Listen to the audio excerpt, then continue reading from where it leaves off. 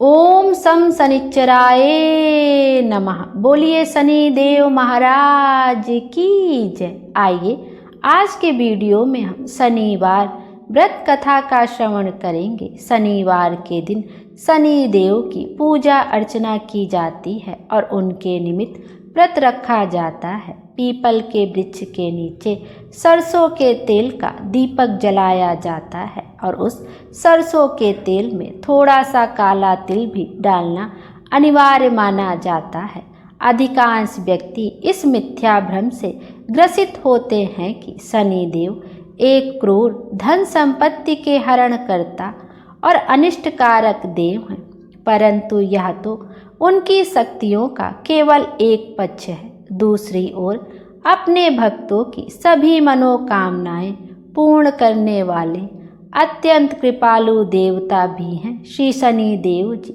राजा को रंक और रंक को राजा, कोढ़ी को कमनीय काया का स्वामी और दुराचारी को श्री संपन्न धर्मात्मा बनाना श्री शनि देव के लिए सहज ही संभव है। बोलिए शनि देव महाराज की जय। आइए अब शनि देव का ध्यान करते हुए हम शनिवार की व्रत कथा का श्रवण करते हैं। ओम सम शनिश्चराय नमः। शनिवार व्रत कथा।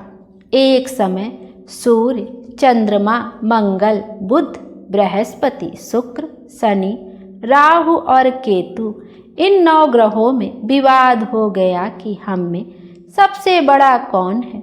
जब आपस में कोई निश्चय ना हो सका तो सब देवराज इंद्र के पास गए और कहने लगे कि आप सब देवताओं के राजा हैं, इसलिए आप हमारा न्याय करके बताएं कि हम 9 ग्रहों में सबसे बड़ा कौन है। राजा इंद्र इनका प्रश्न सुनकर घबरा गए और कहने लगे कि मुझ में सामर्थ्य नहीं है जो किसी को बड़ा या छोटा बतला सकूं।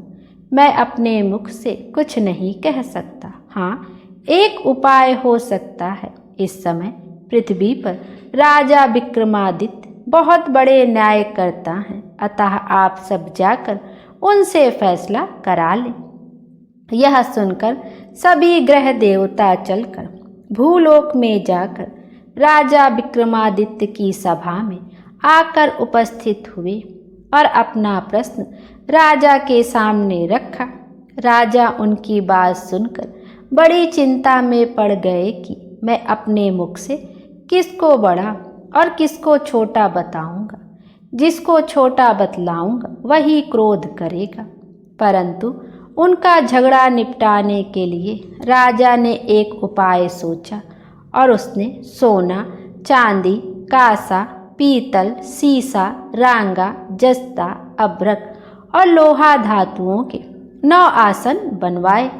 सब आसनों को क्रम से जैसे सोना सबसे पहले और लोहा सबसे पीछे बिछाया। इसके पश्चात राजा ने सब ग्रहों से कहा कि आप सब अपने अपने आसनों पर बैठ जाएं। जिसका आसन सबसे आगे वह सबसे बड़ा और जिसका आसन सबसे पीछे वह सबसे खुद को छोटा जाने, क्योंकि लोहा सबसे पीछे था और वह शनि देव का आसन था। इसलिए शनि देव ने समझ लिया कि राजा ने मुझे सबसे छोटा बना दिया है। इस पर शनि देव को क्रोध आया और उन्होंने कहा कि राजा, तू मेरे पराक्रम को नहीं जानता। सूर्य एक राशि पर 1 महीना, चंद्रमा 2.25 दिन, मंगल 1.5 महीना, बृहस्पति 13 महीने, बुध और शुक्र 1-1 महीने, राहु और केतु दोनों उल्टे चलते हुए केवल 18 महीने रहते हैं।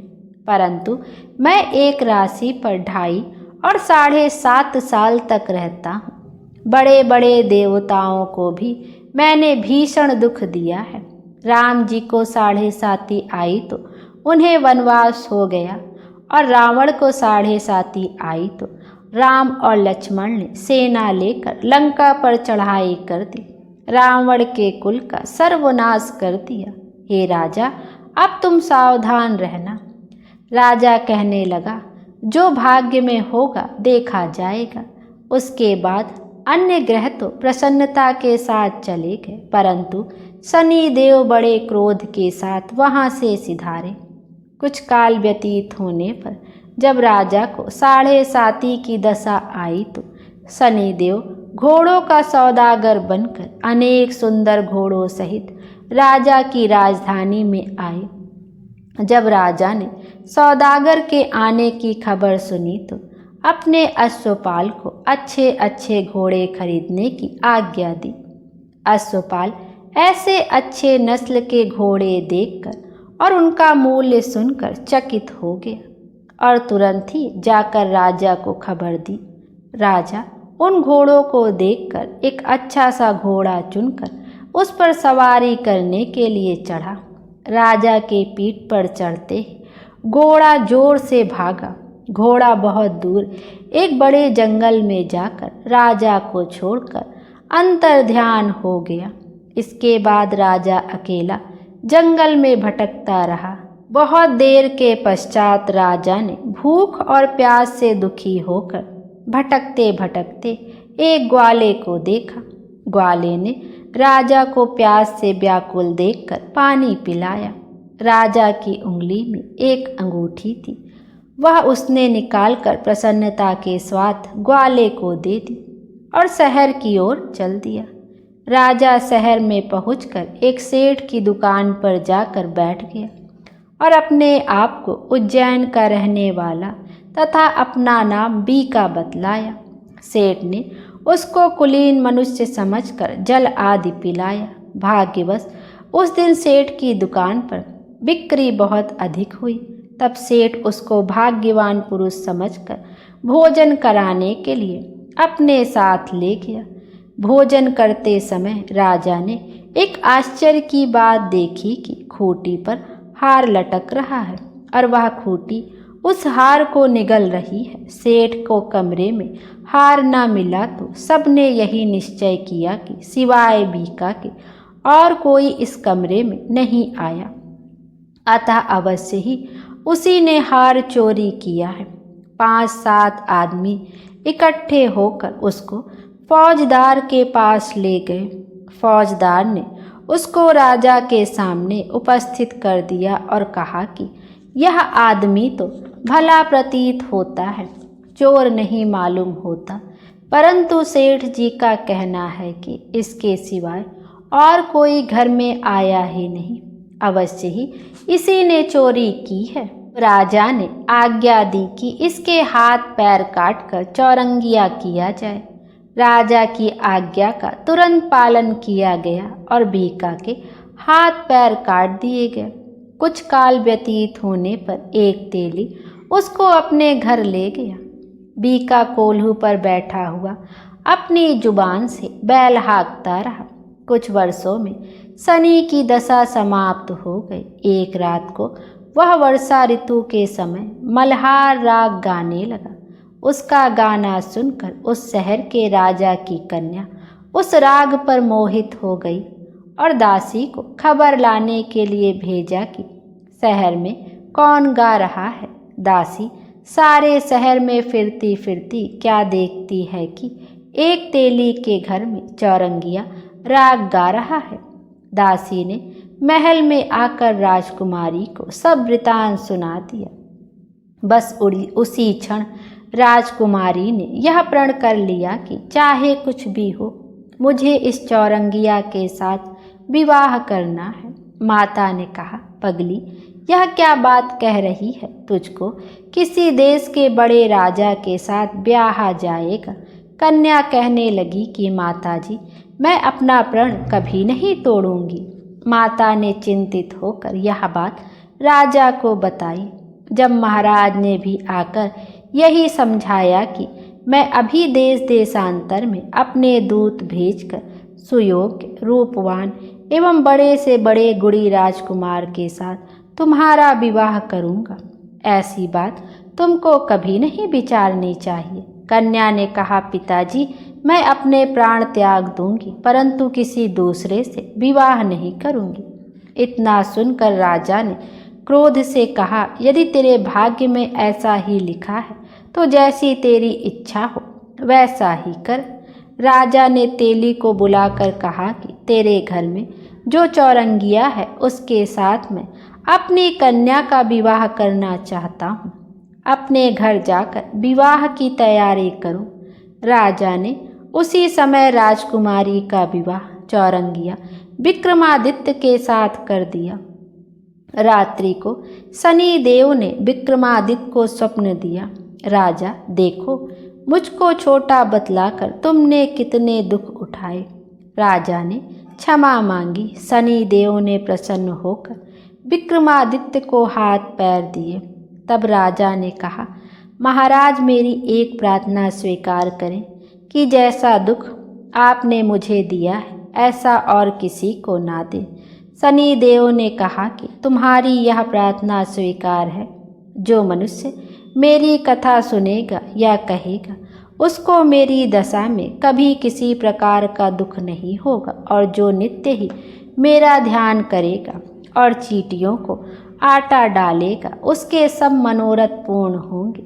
इतना कहकर शनि देव अपने धाम को चले गए। राजकुमारी की आँख खुली तो उसने अपने पति के हाथ पांव देखे तो उसे बड़ा आश्चर्य हुआ। राजा ने अपना समस्त हाल कहा कि मैं उज्जैन का राजा विक्रमादित्य हूँ। यह बात सुनकर राजकुमारी अत्यंत प्रसन्न हुई। प्रातःकाल राजकुमारी से उसकी सखियों ने पूछा तो उसने अपने पति का समस्त वृतांत कह सुनाया। सब ने बहुत प्रसन्नता प्रकट की और कहा कि ईश्वर ने आपकी मनोकामना पूर्ण कर दी। जब उस सेठ ने यह सुना तो वह सेठ विक्रमादित्य के पास आया और उनके पैरों में गिरकर क्षमा मांगने लगा कि आप पर मैंने चोरी का दोष लगाया, अतः आप मुझको जो चाहें दंड दें। राजा ने कहा, मुझ पर शनि देव का प्रकोप था, इसी कारण यह सब दुख मुझको प्राप्त हुआ। इसमें तुम्हारा कोई दोष नहीं। तुम अपने घर जाकर अपना कार्य करो। सेठ बोला कि मुझे तभी शांति होगी जब आप मेरे घर चलकर प्रीतिपूर्वक भोजन करेंगे। राजा ने कहा कि जैसी आपकी मर्जी हो वैसा ही करें। सेठ ने अपने घर जाकर अनेक प्रकार के भोजन बनवाए और राजा विक्रमादित्य को प्रीति भोज दिया। जिस समय वे भोजन कर रहे थे एक अत्यंत आश्चर्य की बात सबको दिखाई दी। जो खूंटी पहले हार निगल गई थी वह अब हार उगल रही थी। जब भोजन समाप्त हो गया तो सेठ ने हाथ जोड़कर बहुत सी मोहरें राजा को भेंट की और कहा कि मेरे श्री कंवरी नामक एक कन्या है, उसका पाणी ग्रहण आप करें।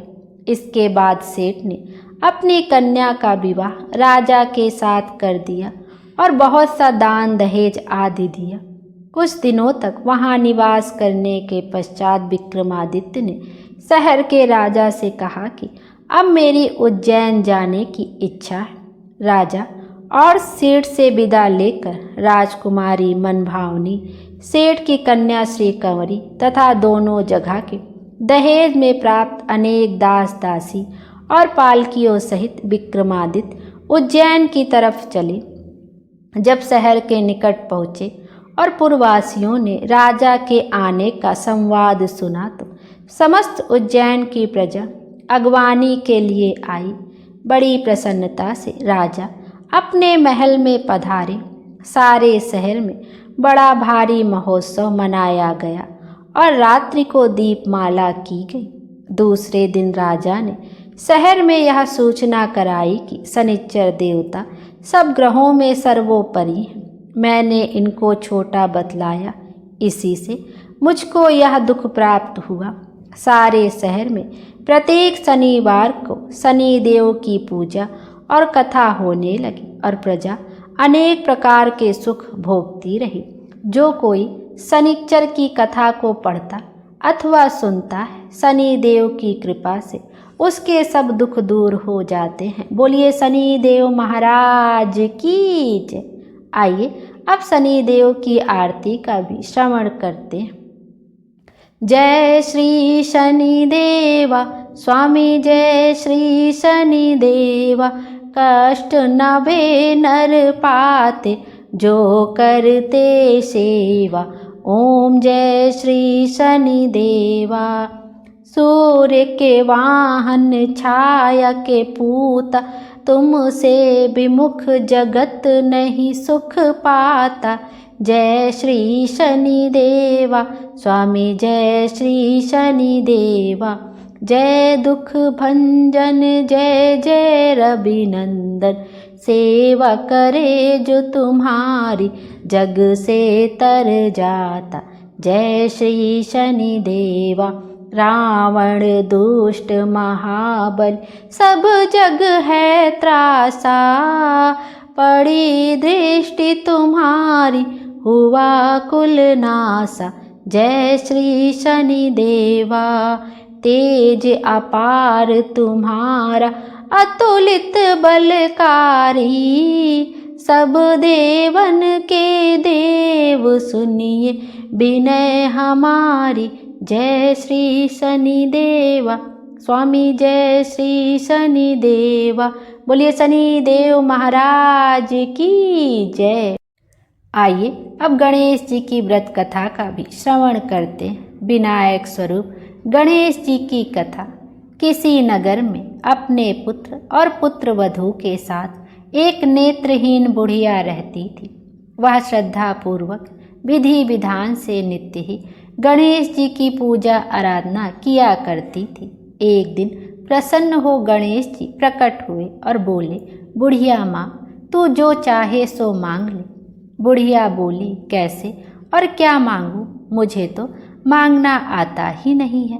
तब गणेश जी बोले, अपने बेटे बहू से पूछ कर मांग लेना, मैं कल फिर आऊँगा। बुढ़िया ने बेटे से पूछा तो बेटा बोला कि धन मांग लो। बहू बोली कि पोता मांग लो। तब बुढ़िया ने सोचा कि ये दोनों तो अपने अपने मतलब की बात कह रहे हैं। अतः बुढ़िया ने पड़ोसिनों से पूछा। पड़ोसिनों ने कहा, बुढ़िया तू थोड़े ही दिन जिएगी, क्यों तू धन मांगे और क्यों पोता मांगे? तू तो आंखें मांग ले, जिससे तेरा बाकी जीवन आराम से कट जाए। लेकिन बुढ़िया ने पड़ोसिनों की बात नहीं मानी। उसने सोचा कि जिसमें बहू बेटा राजी हो वह मांग लूँ और अपने मतलब की चीज़ भी मांग लूँ। अगले दिन गणेश जी आए और बोले, बुढ़िया माँ, जो चाहे सो मांग ले। बुढ़िया बोली, यदि आप प्रसन्न हैं तो मुझे 9 करोड़ की माया दे, निरोगी काया दे, आँखों की रोशनी दे, पोता दे, सब परिवार को सुख दे और अंत में मोक्ष दे। गणेश जी बोले, बुढ़िया माँ, तूने तो हमें ठग लिया, किंतु तेरा वर तुझे मिलेगा, तथा अस्तु। इतना कहकर गणेश जी अंतर ध्यान हो गए। बुढ़िया को वर के अनुसार सब कुछ मिल गया। हे सिद्धि विनायक गणेश जी, जैसा आपने उस बुढ़िया को सब कुछ दिया, वैसा ही हमें भी देने की कृपा करना। बोलो गणपति महाराज की जय, गणपति देव की जय। आइए अब गणेश जी की एक अन्य कथा का भी श्रवण करते हैं। एक बार गणेश जी एक छोटे बालक के रूप में चिमटी में चावल और चमचे में दूध लेकर निकले। वह हर किसी से कह रहे थे कि कोई मेरी खीर बना दो, कोई मेरी खीर बना दो। एक बुढ़िया माई बैठी हुई थी। उसने कहा, ला मैं बना दूँ तेरी खीर। वह छोटा सा बर्तन चढ़ाने लगी। तब गणेश जी ने कहा, दादी माँ, छोटी सी भगोनी मत चढ़ाओ, तुम्हारे घर में जो सबसे बड़ा बर्तन हो वही चढ़ा दो। बुढ़िया ने वही चढ़ा दिया। वह देखती रह गई कि जो थोड़े से चावल उस बड़े बर्तन में डाली थी वह तो पूरा भर गया है। गणेश जी ने कहा, दादी माँ, मैं नहा कर आता हूँ। खीर तैयार हो गई तो बुढ़िया के पोते पोती खीर खाने के लिए रोने लगे। तब बुढ़िया ने कहा, गणेश जी तेरे भोग लगे कहकर चूल्हे में से थोड़ी सी खीर निकाली और कटोरी भर कर बच्चों को दे दी। बुढ़िया की पड़ोसन ऊपर से देख रही थी तो बुढ़िया ने सोचा यह चुगली कर देगी, तो एक कटोरा भरकर उसे भी पकड़ा दिया। बेटे की बहू ने चुपके से एक कटोरा खीर खाई और एक कटोरा चक्की के नीचे छुपा दिया। अभी भी गणेश जी आए नहीं थे। बुढ़िया को भी भूख लग रही थी। वह भी एक कटोरा खीर भरकर किवाड़ के पीछे बैठकर एक बार फिर कहा कि गणेश जी आपको भोग लगे कहकर खाना शुरू कर दिया। तभी गणेश जी आ गए। बुढ़िया ने कहा, आ जा रे गणेशवा, खीर खा ले, मैं तो तेरी ही राह देख रही थी। गणेश जी ने कहा, दादी माँ मैंने तो खीर पहले ही खा ली। बुढ़िया ने कहा, कब खाई? गणेश जी ने कहा, जब तेरे पोते पोते ने खाई तब खाई थी, जब तेरी पड़ोसन ने खाई तब खाई थी, और जब तेरी बहू ने खाई तब खाई थी, और अब तू खाने खाई तो मेरा पेट पूरा ही भर गया। बुढ़िया माई ने कहा, और सारी बात तो सच है, पर बहू बिचारी का तो नाम मत लो, वह तो सुबह से काम में लगी है, उसने फिर कब खाई? गणेश जी ने कहा, चाची के नीचे देख, जूठा कटोरा पड़ा है, और तूने तो मेरे भोग तो लगाया, वह तो वैसे ही खा गई। बुढ़िया ने कहा, बेटा घर की बात है, घर में ही रहने दो, अब बताओ बची हुई खीर का क्या करूं? गणेश जी ने कहा, पूरी नगरी को जिमा दो। बुढ़िया ने पूरी नगरी जिमा दी, फिर भी बर्तन पूरा ही भरा था। राजा को पता लगा तो बुढ़िया को बुलवाया और कहा, क्यों रे बुढ़िया, ऐसा बर्तन तेरे घर पर शोभे, अच्छा लगे या हमारे घर पर शोभे? बुढ़िया ने कहा, राजा जी आप ले लो। राजा जी ने खीर का बर्तन महल में मंगा लिया। लाते ही खीर में कीड़े मकोड़े बिच्छू कंछले हो गए और दुर्गंध आने लगी। यह देखकर राजा जी ने बुढ़िया से कहा, बुढ़िया बर्तन वापस ले जा जो तुझे हमने दिया। बुढ़िया ने कहा, राजा जी आप देते हो, पहले ही कभी दे देते, यह बर्तन तो मुझे गणेश जी ने दिया है। बुढ़िया ने बर्तन वापस लिया। जैसे ही बर्तन को घर लेके आई, बर्तन फिर से सुगंधित हो गई, जो उसमें खीर थी उसमें भी सुगंध हो गई। घर आकर बुढ़िया ने गणेश जी से कहा, बची हुई खीर का क्या करें? गणेश जी ने कहा, झोपड़ी के कोने में गड्ढा खोद कर गाड़ दो, उसी जगह सुबह उठकर वापस खोदोगी तो धन के 2 चरे मिलेंगे। ऐसा कहकर गणेश जी अंतर ध्यान हो गए। जाते समय झोपड़ी को लात मारते हुए गए तो झोपड़ी के स्थान पर महल हो गया। सुबह बहू ने फावड़ा लेकर पूरे घर को खोद दिया तो कुछ भी नहीं मिला। बहू ने कहा, सासू जी थारो गणेश जी तो झूठो हैं। सास ने कहा, बहू मारो गणेश झूठो तो नहीं है, ला मैं देखूं। वह सुई लेकर खोजने लगी तो टन टन करते 2 धन के चरे निकले। बहू ने कहा, सासू जी गणेश जी तो साचो ही हैं। सास ने कहा, गणेश जी तो भावनाओं के भूखे हैं। या गणेश जी जैसा आपने बुढ़िया को दिया वैसा सबको देना। विनायक जी की कहानी कहने वाले, हुंकारा भरने वाले और सबको सुनने वाले सबको देना। बोलिए गणेश जी महाराज की जय। गणेश जी महाराज हम सब की मनोकामना पूर्ण करें और हमारे जीवन को खुशियों से भर दें। Thank you.